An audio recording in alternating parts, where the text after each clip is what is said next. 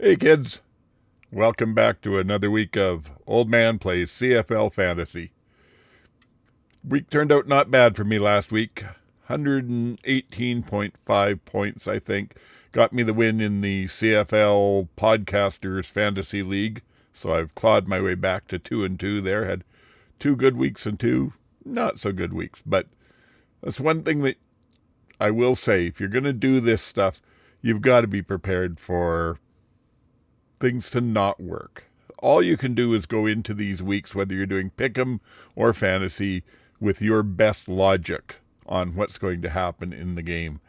And then the games come along and things like the Toronto-Ottawa game last week, where they get 200 and plus yard touchdown returns from a rookie DB that nobody knows much about. You can't predict those things. Don't take it to heart too much if you have a bad week. Looking at this week, well, it's going to be a little bit hard to decide, especially at running back. But our first game is Winnipeg going into Calgary on Thursday night. And this one, Zach went off with that big game last week. But I think picking him this week, expecting him to do it again, that's not his MO. He has 1, maybe 2 of those a year. And I believe they'll probably go back to running a lot. So with Brady back in, Winnipeg is definitely going to be one of my running back spots. But I don't know that I'm all that keen on going after any of them, other than Cedric Wheatfall's been a fairly consistent play. He's gotten at least some points in all the games. He's gotten consistent targets, not necessarily a lot of catches, but he's the big play guy. And then the other one that you could look at in there, of course, is other two, Dalton Schoen or Dembski, but you're kind of guessing who's going to get the looks that time. So I think I may go with Wheatfall again. He worked for me last week. On the other side of the ball again, VA hasn't thrown a touchdown pass yet. He could go off for 3 or 4 this week, depending on how well he's doing and his receivers are doing. But he could also end up throwing none, so I'm very leery about taking him at the quarterback spot. As far as receivers go, well, Barnes has had 2 games with 4 passes and big yards in them both, and then 1 game with nothing. So I'm kind of leery on him. Philpott's been picking up some more there, but again, not necessarily big yards. 1 good game, but the others he's kind of disappeared. So don't know. And again, Mills maybe just because there's got to pick somebody at the running back spot, and I'm going to struggle on that this week. Then that takes us to the next game, which is Hamilton going into Toronto. And frankly, I have a feeling I may go with Bo again this week because that Toronto defense hasn't been that good. He'll pick up yardage. He'll get some touchdowns. Whether they win or not, I'm not sure. I think they will. So the big question there is, who do you team him with? Lawler worked out last week, not bad because he got a touchdown, but not a lot of yardage. White would have been the better play. He got more catches, touchdown, and more yardage. But you don't know from week to week what's it going to be, and they do want to try and get Lawler involved. On the Toronto side of the ball, again, Arbuckle's still in for another week or 2. Ungerer, maybe. He gets a lot of looks, but not a lot of yards. Coxie, of course, does get fewer looks, although he's getting a reasonable number, and he's more of a big yardage guy, and he might get you some touchdowns. And then DeVaris Daniels came in last week and after a week off and really blew it up, so he might be worth considering as well. Those are the ones we've got the depth charts for. So we know at least who's playing. The rest of this is a little bit of guesswork, and that takes us to the next night, which would be BC at Montreal. And BC, will Nathan play? I don't know. If he does, then maybe some of their players are worth looking at. Maybe he is, but without the depth chart, it's hard to say, and even with that, I'm sure he'll show up as a game-time decision again. But he's listed as limited again through practice. I'm going to stay away from there too. And again, on the other side, Davis Alexander is limited through the week of practice. Will we get him or MBT? MBT still might be a reasonable choice to go with, but after that last week, what we saw in Hamilton, it's a bit of a gamble. Anyway, if you are looking for somebody out of those teams to get on your team, well, with BC, Hatcher's probably been about the most consistent one. Jackson is getting more looks as we go along, but not enough that I'd feel really solid with him. And again, Butler might be the running back, although you're going against that Montreal defense. And on the other side of the ball with Montreal, well, Philpott's been hit and miss. He's had a few good weeks. He's had one or two offish weeks. So he's worth a look anyway. Mack has been not bad, but he's been limited in practice, or in fact did not participate. So we're not sure about that. And then so otherwise you're looking at maybe Speaker, who's been getting more looks with MBT in there, or maybe Sneed. I don't think I'm going to go with a running back from Montreal on this one because, well, BC is susceptible to the run. I don't know if Montreal will even run the ball after their last week. So again, I'm a little bit gun-shy there.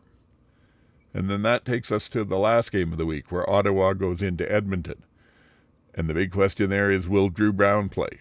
If he does, him and, say, Eugene Lewis, who's been getting looks and a fair number of yards, might be a good play.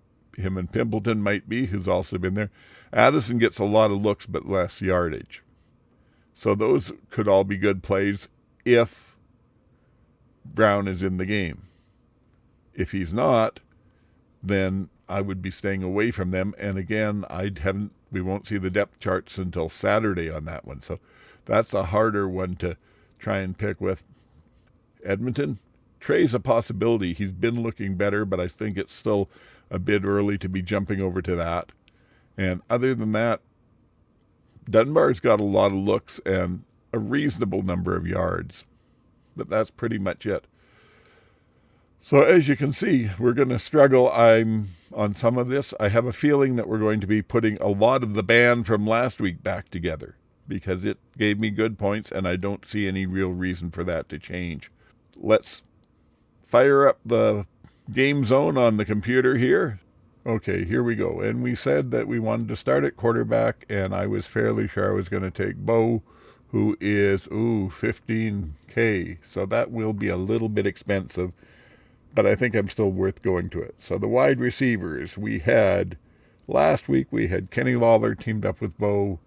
We could go Tim White. Is he marginally more expensive this week? Tim White is. So we'll go with Lawler again. We'll go with Tyson Philpott again. I believe he did good for us. And then we're looking for Wheatfall from Winnipeg in the flex position. There we go. Running backs, we definitely wanted Oliveira in here. He should be somewhere near the top at 14K. Yes, he is. So that leaves us only 10 for another running back and a defense. And that's going to be a bit tough. So let's see, running backs. Let's say we split that in half and we go, let's try and keep, splitting in half would be 4 to 6K. And I don't really see anybody there that I like. Attaboy, maybe. He'll probably get more work than Stanback would if the way the last game went. Let's go up a bit. So we could get Leak at that price, or we could get Thomas Erlington. But as I said, I'm staying away from that game, I think. And Benjamin, no, definitely not there. So, let's see what else can we get here. Let's go, if we go drop down a little bit. Well, there's Johnny Augustine, and he could be a good play if he gets to play. Let's put him in for now and keep an eye on that situation. Frankly, if he doesn't look like he's getting good playing time, then I'll probably switch it over to Attaboy. And I can do that because I believe they were in the same price range. I thought anyway, or very close to it. Where's Attaboy? He's 5'8", and Johnny Augustine was 3'1". So there's 2.5 there. I'll have to see what I can do with the defenses then. So if I go that way, my defenses, I've got how much left? 7.5. So 7.5 means I could get Ottawa, BC, or Hamilton. Let's see then. We don't know what's going on with the quarterback in Montreal. Philpott didn't get big points with MBT last week. Let's see, what if we switch him up and we go for a wide receiver here and we go Price here, but we set it for that 6 to 8. See if we can save ourselves some. And whoops. Then we're looking at the wide receivers there. And who jumps up? Well, Wheatfall we've already got. Speaker could be one. The rest of them, there's a few here. Smith has disappeared in Hamilton, so I'm not going that way. So what about if I put DeVaris Daniels, who came in last week after injury and blew up pretty big? Did a good job. That leaves me on defense 10.2K. That would give me the Montreal defense against, hopefully, Jeremiah Masoli. And that's not bad. It leaves me 0.1K left over. So there would be the team Montreal Alouettes defense. Mitchell at quarterback teamed up with Lawler at the wide receiver. The running backs at this point will be Oliveira and Augustine. My other wideout will be DeVaris Daniels and Wheatfall in the flex. So now we're going to keep an eye on this whole thing and see what happens on Friday night. If Bell gets the start, then I will probably move over to Adeboye as my running back, which means I'll have to back off and go to one of the other defenses, but they're all later in the week anyway. So that's what I think we're going to do. Oh, I need to make a captain. Oliveira or Mitchell? Big choice. Who's going to have the better game? You know what? I'm going to take a wild chance, and if I lose on it, I will. I hate going somebody other than a quarterback for double points, but Oliveira could just have a crazy game. So that's it. They're saved. They're locked in for another week. Okay, so them's my picks. As always, use them at your peril if you so choose. I hope that you have a great week of CFL Fantasy. I hope we have a great week of CFL football. And other than that, subscribe. Check out our main show, the CFL Outsiders, that drops Wednesdays, usually at 4 if my editing is done on time. But do all that other stuff that helps get the word out there. We're starting to grow the channel a bit here, and it feels good. It's nice to know some of you are listening in and enjoying this stuff. So help us out. Leave a comment. Share it around on other social media platforms and in real life. All that stuff. Until next week, Old Man signing off.